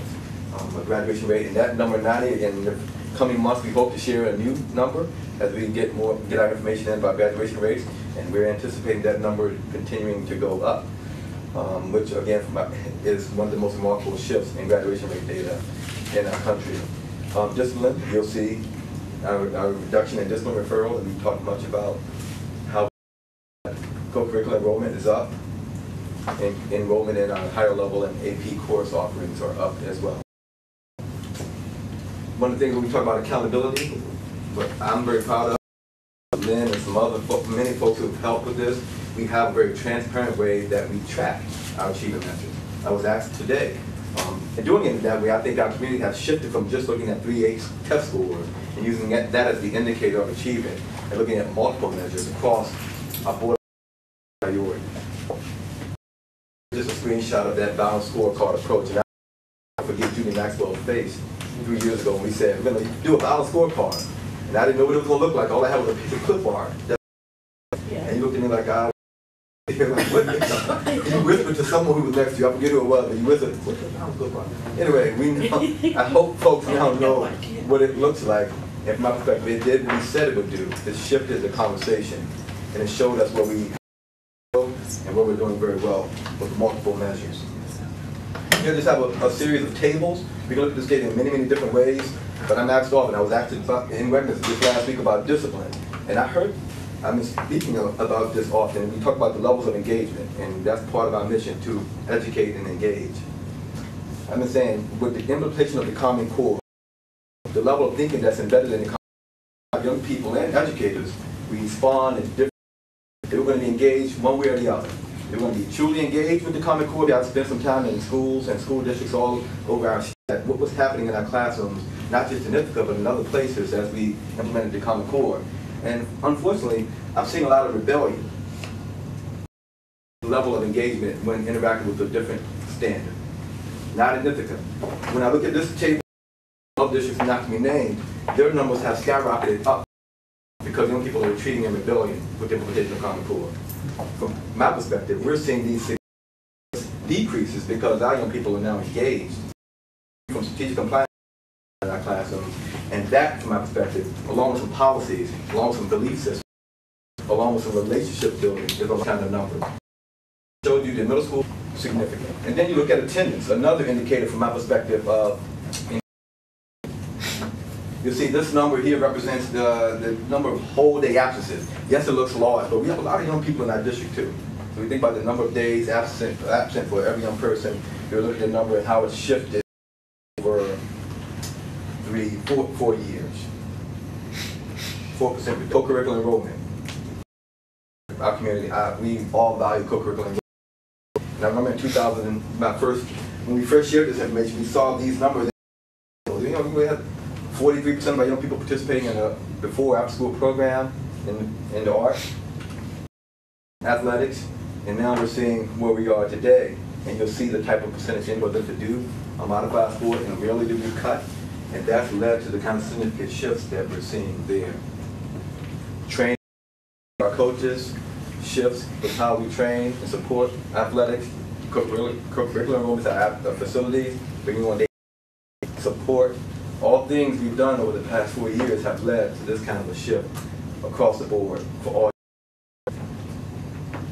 across our membership groups and for all students. A 12% increase. And this was data we want tracking and the systematic way across the district until 2 years ago. So now we have a measure to, you know, many districts are moving towards that. We have to read on grade level by the end of third grade. And I have some colleagues this place talk about that being a major initiative in their district. Back and I felt bad. I asked, how are you measuring it? And none of them had I don't know how they want to have every young person reading on grade level by the end of third grade. But I'm here to say I don't know if anyone else have a measure to do that across the district. Individual school metric or a way to measure it, and we were in that situation not long ago. But celebrate in small ways. We have a consistent way we're measuring whether or not young people are reading on grade level across the district. And in the 2 years of data we have right now, we're seeing positive shifts. Grades 3A, so we talked a lot about some of the positive shifts, and we have some work still to do, even though as I told you. Here's an area, while we're well above the state average at all grade levels when it comes out to grades 3A test scores, from my perspective, we're going to spend more time digging into this because it's an area, and then you'll see math scores here. It's going to help us all understand what these grade 3A tests are measuring now that's different from the past. Why you see some in the different grade levels, i.e. 8th grade, why are those numbers lower than other grade levels? How this test can be used differently as opposed to tests in the past, and how it's informing instruction now in ways it hasn't informed instruction in the past. So, allow students who are taking accelerated math in 8th, 7th, that were taking a Regents, going to take a Regents exam. Districts were able to have those students. In 2013, we had like 389 students take that 3 through 8 math test, and last year we had 261. So this is looking at a group of students, and the students Regents, we had 100% pass rate at both of our middle schools. So if we in this number, we actually have 45% of our 8th grade students are performing at a proficiency level as measured by either the 3 through 8 test or the Regents exam. The Common Core Regents version of the Algebra 1 and the Integrated Regents Algebra 1. So I think that's really important to note. So now we're going to just look at a few. So this is data about 3 through 8 testing. You look at it, you can compare yourself to the state, you compare yourself to other districts, you say, okay, these are the ones that are. It doesn't really give you much information to and think about what are some shifts we can make to continue to move the data and move more students at or above proficiency on these state exams. So tonight I'm just going to walk you through a few reports, instructional reports I like to call them, that buildings have for each grade level and each subject area from these tests, and talk you through how these reports actually help educators, teachers, principals think about their instruction, their curriculum, their program structures in their buildings to try to continue to shift that data in a positive way. Oh, that's all right. Thanks for explaining the previous slide. It was a bit alarming, but I'm glad there's an explanation. People are out there watching because another. If you're interested in seeing more state testing data, and you can go on the New York State Education Department, so nice data portal. Just Google it. You can look by the district, by building, by grade level, by subgroup. So the data is all out there available for you comparing year to year. So if you want more of that kind of overarching not passing, that's available to you. In the public. All right. So this again is just one grade, and what it's looking at, instead of just looking at who's proficient, it's looking at growth year to year. So students, all right, and it's my way of trying to convert it into kind of a growth measure. How do I calculate 1 year's growth? I guess is where I'll start. So a student who's performed a mid-level 2 range in 2013 in 3rd grade. If they perform at a mid-level 2 range in 14 in grade, and vice versa, a student making less than a year's growth, they didn't maintain that same level. They might have been a mid-2 to the next year. So how is this helpful?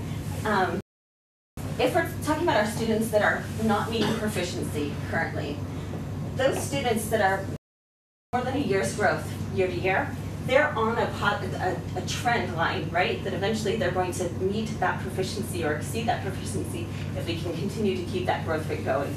So these are students who, when you look at them, you want to think about what structures are in place, what type of instructional strategies are we allowing for that level of success. Continue that, how can we replicate that for other students? Knowing that about these students is a very different than knowing they weren't proficient on that test, right? Here are actually numbers of students. So this is for a building. They could actually get down to the student level and say, who are these 19 kids? What's going on with them, right? And vice versa, the ones that are experiencing less, turn to that and see what should be put in place to help support them and accelerate their growth.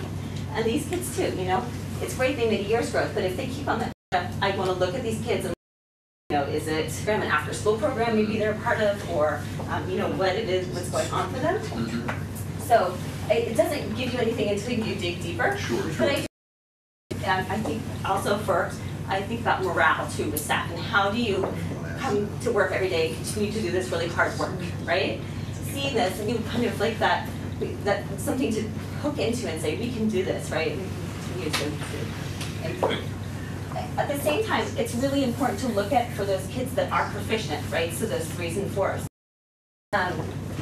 Kids that experience less than a year's growth, right? Even if they are proficient, these are kids that as a building, as a teacher, I want to look at, because if this continues, right? There's potential that these children are going to fall below proficient. I think, again, this number in itself doesn't tell you much until you look at the kids, because there are probably a handful of kids in that group that are really high performers, that are like a high level 4, and maybe level 4 to mid-level 4, and that's not really worth spending a lot of time and energy looking at. But those kids that are on the cusp, level 3s, sure that we aren't kind of glossing over them because they are proficient. And sometimes I think that's proficient, not. There's a tendency to do that. You say, oh, they're there, great, don't need to worry about them. So this is just another way to make the data more real. Lynn? Yeah. Is each teacher able to get this data for themselves so that they're able to see how their practice has affected the kids? So no. So this is something that we produce here in-house, and what I do is provide building principals with it, and it does have students listen by teacher, so how that's shared and used in each building. Teachers can click on and just get for their classroom. That is the building report. Okay. For this.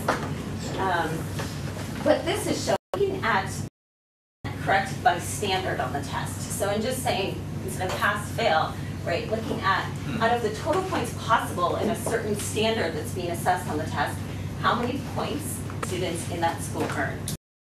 What this does, Dropbox, so if you want to look at it later in more detail, to take a quick glance and say, okay, where are areas that we're doing relatively well, right? So where are the standards or clusters where we're instructional program because of that? But it does allow you to start conversations. So here we say that integrating information from 2 texts on the same topic in order to write or speak about the subject knowledgeably, right? That was an area where these students struggled. So that gives a lot of place for looking at instruction and say, what opportunities have students had to do that? How are they performing on that scale in other measures, right? What are we seeing in coursework? What are we seeing on our local assessments? And what do we see in other grade levels? And so it does help to inform, do we need to shift our instruction or do we need to integrate more of that into our curriculum, right? And this one, which you can't see at all, sorry, is looking at the percent correct by and by strand. So these are individual questions here. So like question 28, and multiple choice and constructed response.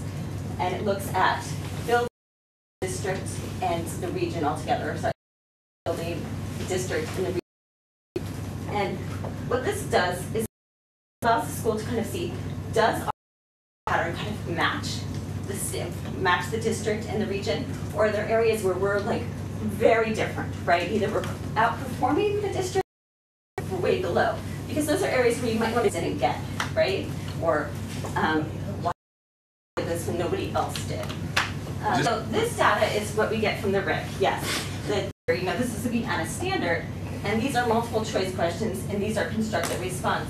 And if you just click once, you'll see that, like, standards, the constructed response questions our students did relatively performed lower on, right? So that their instruction gives you some thinking around, wow, let's look at the constructed response rubric, let's look at how kids are asked to respond. Are we asking students to engage with these standards, our coursework, to see if our instruction is rigor that students are being assessed on. And this last chart actually looks at response distribution for some response questions. And these are questions that are actually released by the state. As this year released 50% of the questions from the 3 through 8 are publicly available on the site. So you could go and find a question, see what it is. But what this does is it shows us, not only percent, 26 got a 1. The next slide.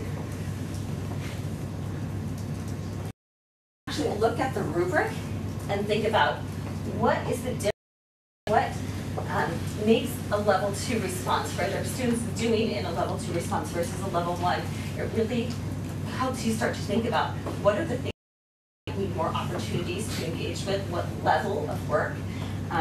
So I'm looking at level 1, a mostly literal recounting of events design. Are we giving students opportunity to truly analyze text, or to give us literal recounting or pull facts from that, right? Way to not teach to a test, right?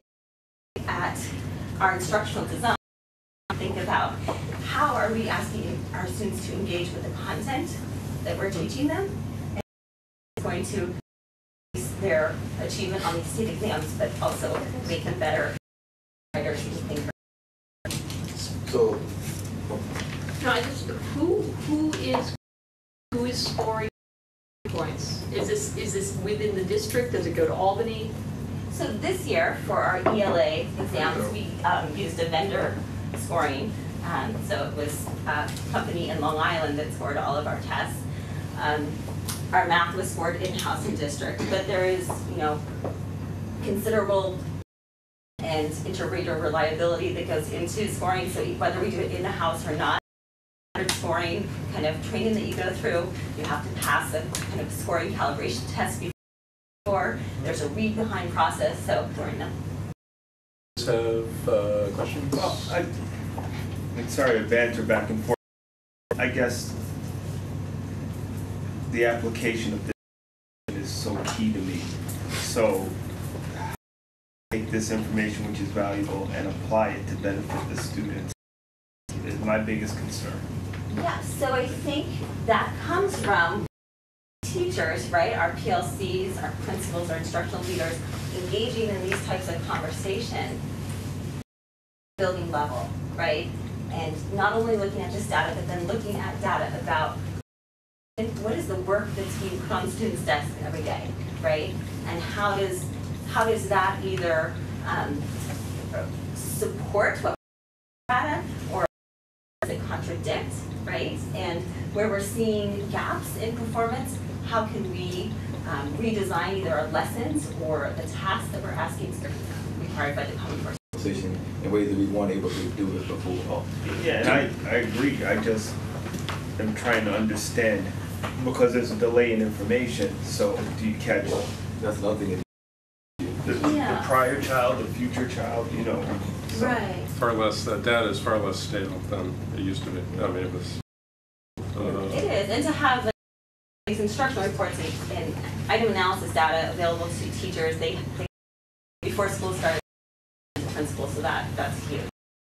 So the utility tax public forum, that the idea being of a 4% increase for teachers, which included a half hour more of time outside the classroom, and the question whether that has a direct impact on student achievement. And so here's an example. I would assume that we're using some of that half hour every week or every other week to do this kind of that. If you drill down, particularly on notions of student work, at least that's what I've been hearing from folks. And so that sort of translation and application comes during some of that time period, which does have a direct impact on students. Absolutely. And then I think Chris has. I mean, so it's one thing to give it to principals. I'm assuming that probably happens in every building. That says. I'm wondering if there's, the additional ways in which we get this into the hands of teachers. But I just heard you say that. No, I think my role in this district is really working with building leaders to think about how are they going to roll out or use this data with their staff. How are they going to share it? I go to PLCs and I facilitate them engage with the data in this. So that is really my job, is to make sure that the data that we have available that we're using to actually change what's happening for students every day, instead of posting it on our website, which is great for the public, but how are we really using it to shift things? You have two level. What grade level approximately is that? So this 2-point rubric is actually used for all grade levels, 3 through 8. Okay, now, in order to get 2 points, do you have to have all 5, or can you have one that's really good? Right, so with any rubric, there's this thing that, I'll steal this from Liddy Coyle, preponderance. Right, so when you're looking at the response, you often end up okay.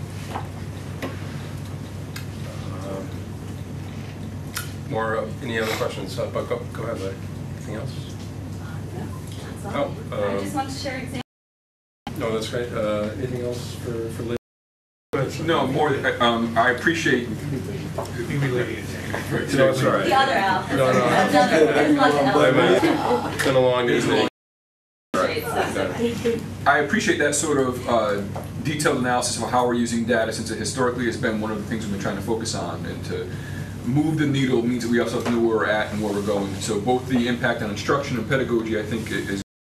To that point, I'm also thankful that after this is my 5th year on the board, going on my 6th year, and I'm looking at some of the data that happened in 2008 and sort of my decision to run on the board. And so all I can say is how, for lack of a better word, self-rewarding it is.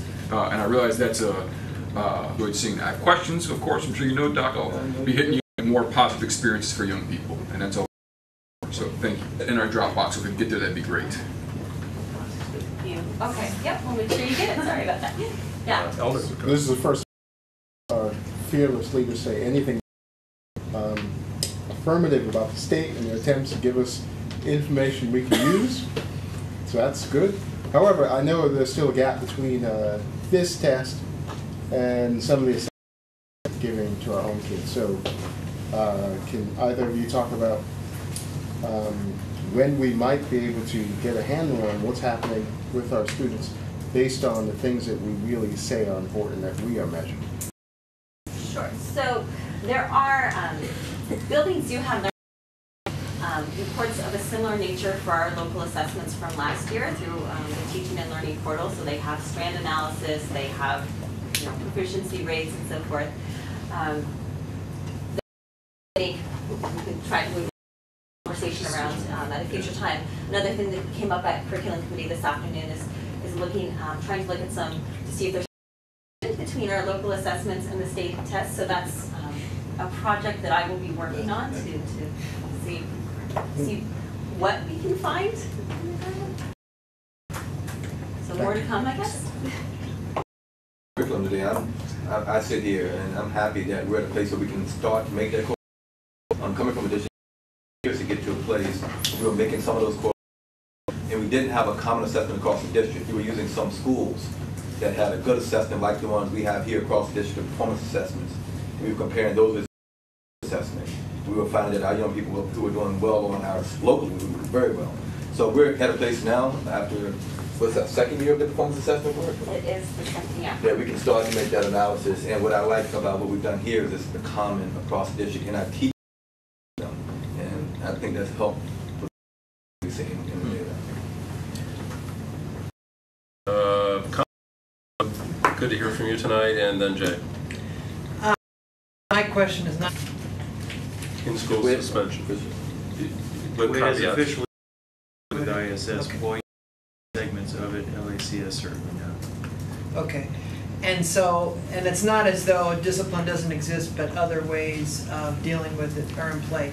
And this year at IHS, we've changed ISS to be more restorative. I have an idea. And there seems to be a trend where you first change ISS and then it phases out. I know this might be premature, but is it a, or can you speak to the change of ISS, or is it a plan for the district or for anyone ISS at? Let me be clear too. None of us walked in and said we want to get rid of ISS programs.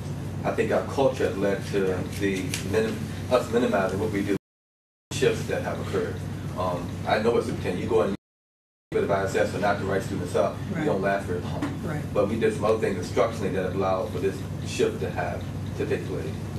Yeah, and I think the previous board meeting, we talked a lot about creating positive school climates and relations with children. And you look at the relationship you have on your sports teams, Connor, the relationships you have with the adults in the hallways. I see you each day, and you know when you did something wrong. Any child does for the most part, and we've really created school climates to really address what the corrective action in nature is.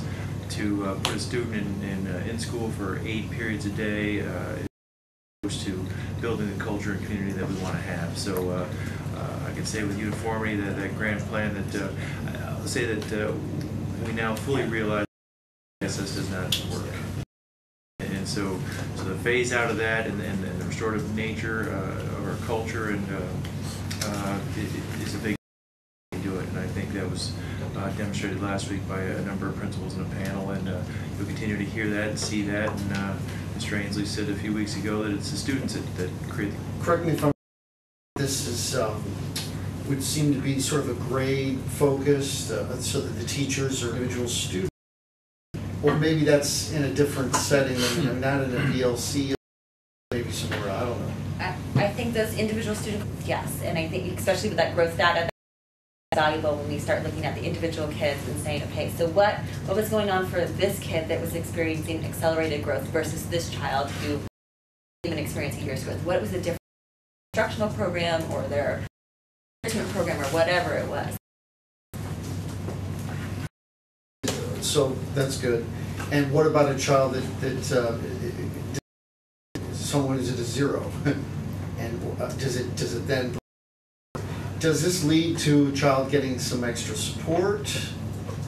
That could be part of this conversation. Yeah. So I think, just thinking as a teacher, if I saw this, right, that we're experiencing accelerated growth, even if they weren't proficient, and perhaps they participated in a particular reading intervention, right? That would be something that I would want to replicate with those students that were and monitor to see if it was making a shift in their performance.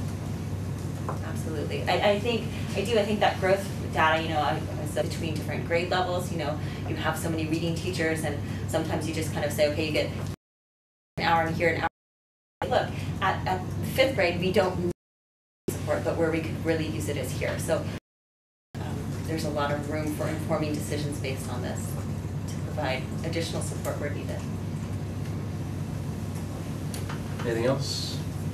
And thank you, Lynn, for helping out tonight.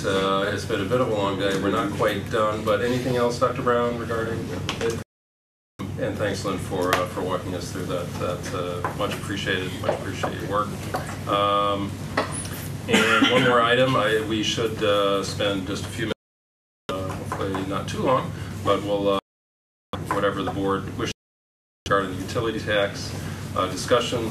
Again, we are not anticipating voting on implementation of a utility tax, but if there's probably some background, Brad, that you may want to bring. Yeah, let me bring everybody up to date. Coming from, although I was pleased, we were become incredibly.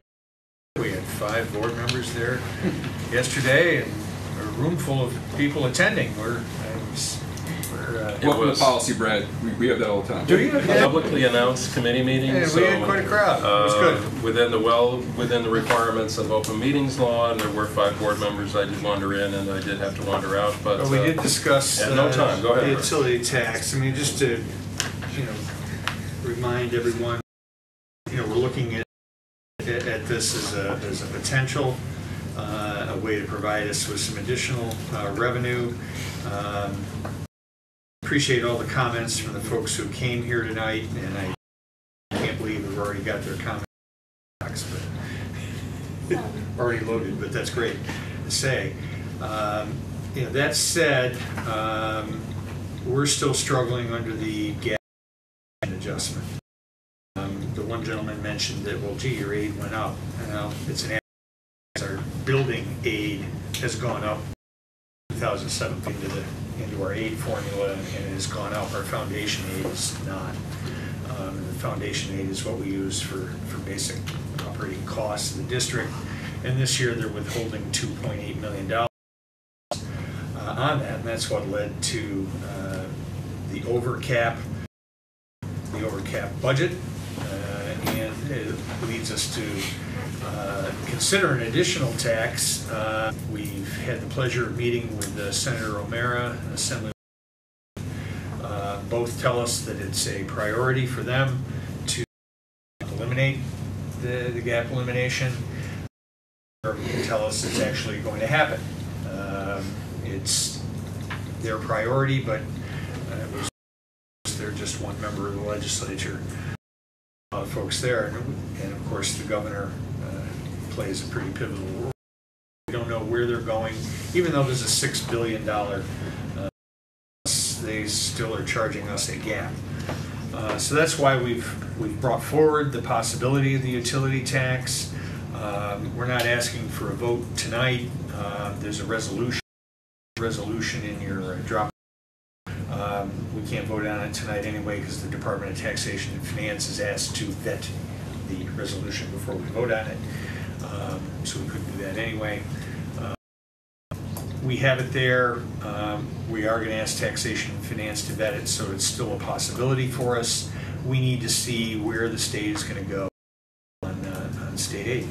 Where they're going to go with the gap elimination or not. It would be great if the governor would come out and tell us what he's going to do. I have a funny feeling it'll be January 31st when the budget comes out, when we find out.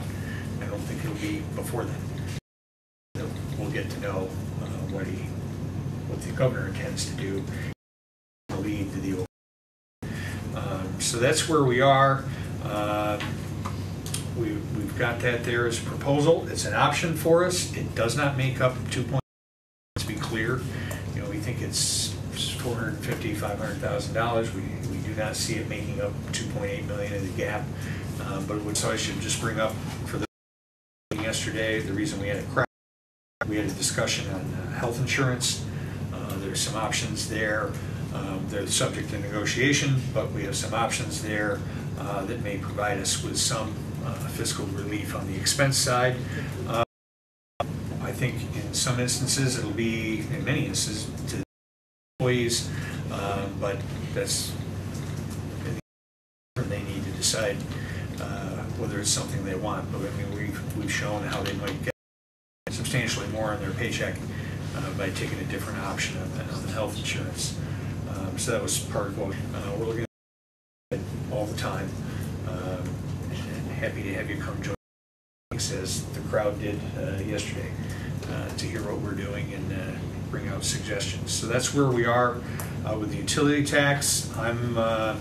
The Finance Committee would like to see us at least have the resolution vetted by Taxation and Finance so that it's available.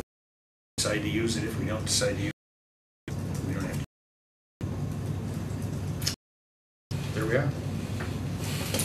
other... The date that we would...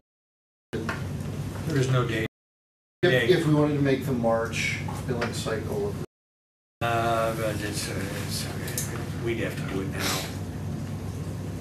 They're giving taxation and finance, Jay, has up to 60 days. 60 days? And so the next one would be, but we're by a quarter system that's not a calendar quarter. Just to make it as confusing as we possibly can. You mean to approve it in October late, because why? But taxation and finance has up to 60 days to institute it and then put it into place. They have a quarter. So we're looking at March 1. Oh, they have a quarter to put it in place after? Yeah, remember, Jay, it's not, there's nobody currently charging a utility tax on the Ithaca City District, so they need to put in place. We don't do it. State taxation and finances. The county has a tax. They have a 3% utility tax. The city has a 3% utility tax. But we're not with either of those. So it takes some time to get it. And the city has stormwater. Well, yeah, it's interesting. The city's instituted 2 taxes you have to pay. The sidewalk tax applies to the school district, and the stormwater does. The 2 combined are another $120,000 in cost to us. And I've mentioned our friends at Cornell. They make a voluntary contribution. Reduce that voluntary contribution by $50,000 from $500,000 to $400,000. So, we're faced with a number of different items. Sean? My understanding at home that the idea of utility tax is deal amongst the board, and I think Brad tried to speak to this just a second ago, that the idea was should the board want to do. My agreement in public forum was not that utility tax, was simply to gather information about what a utility tax would include, what would be the protocols, how much money would be possibly generated, things of that nature. So for the folks who came and spoke, I want people to realize that there may be board members who are not in support of a utility tax, but we're gathering information and responsibilities as a responsibility. And we are also required to have a public hearing, and so we scheduled it so we certainly could give the public an opportunity to speak to it.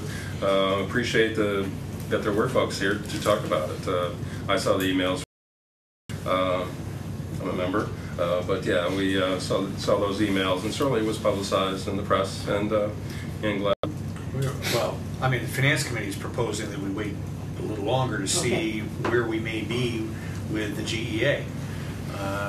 I'm hopeful that the folks who said they didn't want a utility tax are home sending an email to legislators now saying get rid of the GEA. Right, and I made that comment at the end of the public hearing, and I was getting looks that our assembly state budget that is passed by the legislative bodies that is a bad state budget. That is a state. So I didn't. I will just make one comment. All right, I really didn't until that meeting. Person that there was a king in New York State, but I was told that there's a king in New York State, and I found that to be a very, very interesting comment from an assembly by this district. So I will stop there, Brent. I'm not going to say anything else. So perhaps everybody understands our frustration on our side. We are reminded often by how much we have had to restrain spending and not do everything that we would like to do for each student in the community. And we also hear that we really don't know what we're doing, and we're really just spending money like it was like we were printing it, or like it was water. And so we understand the frustration of the staff and really the community. We will continue to provide the great education that we do in Ithaca, and Brad and the Finance Committee and our staff are trying to come up with different ways to fund. We certainly don't want to have to go and levy limit again, and so there's a lot of moving parts, and so we'll, Judy, we're to have a pretty long discussion, not at 9:25 after a long meeting, but it would obviously be well publicized that we would have a discussion about tax and whether we would want to. It would be a meeting where we consider a vote on that. Just to know where we are. It's an option. I think we should have an option in place based on actions at the state level, because we don't know where they're going to go. And remember, there's also a conversation at the state level about the whole state aid formula and whether they might, change all of that. I wish they would fund it in full first and then figure out whether they think it's the formula they want to use or not. But remember, that conversation is out. I think you probably saw it on the State School Boards Association newsletter, the newspaper there, conversation about foundation aid and its calculations and so forth. Seemed rather premature to me to be talking about that before you fund the existing one, but anyway. And I think to Sean's point, the board certainly is not on one mind on this issue, and so it would be that would be an interesting vote. I think it would be a very interesting discussion. Yeah, that would be an interesting discussion. So we'll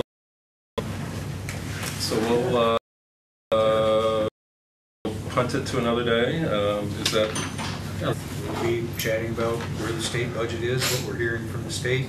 I mean, Dr. Bell, the superintendent's meeting in the last few days, he got no more intelligence from them than we've gotten here on our own.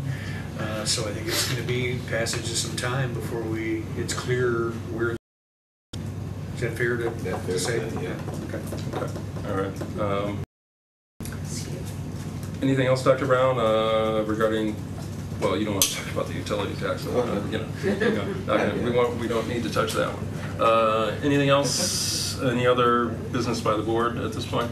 We appreciate everyone's patience at trying to do a lot in one night, and I think we gave everybody a chance to speak, which I thought was for you. Audits coming up October 2nd, et cetera, et cetera. Anything else? Without entertain motions to adjourn, I guess I'll adjourn. Second. Second by Pat, and so without objection, we are done. Thanks, everybody. And now we can barely make it to 9:30.